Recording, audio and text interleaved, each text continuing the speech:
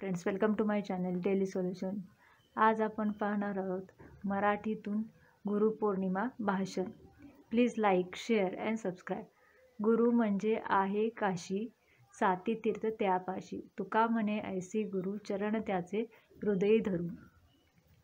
नमस्कार आदरणीय व्यासपीठ महोदय, परमपूज्य गुरुजन वर्ग आणि येथे जमलेल्या माझ्या मित्रमैत्रिणी, सर्वप्रथम सर्वांना गुरुपौर्णिमेच्या हार्दिक शुभेच्छा।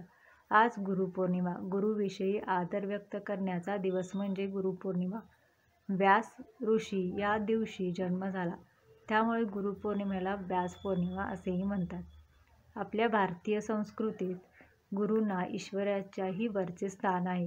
गुरुर ब्रह्मा गुरुर विष्णू गुरुर्देवो महेश्वरा गुरुर साक्षात परब्रह्म तस्मै श्री गुरुवे नमः असा मंत्र आपण लहानपणापासून ऐकत आहोत। या मंत्रातून गुरु हे ब्रह्मा विष्णू महेश या देवांपेक्षाही गुरु श्रेष्ठ आहेत असे म्हटले गेले आहे।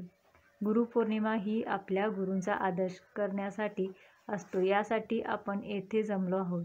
येथे असलेल्या माझ्या सर्व गुरूंना प्रणाम करून मला शेवटी एवढेच बोलावे वाटते।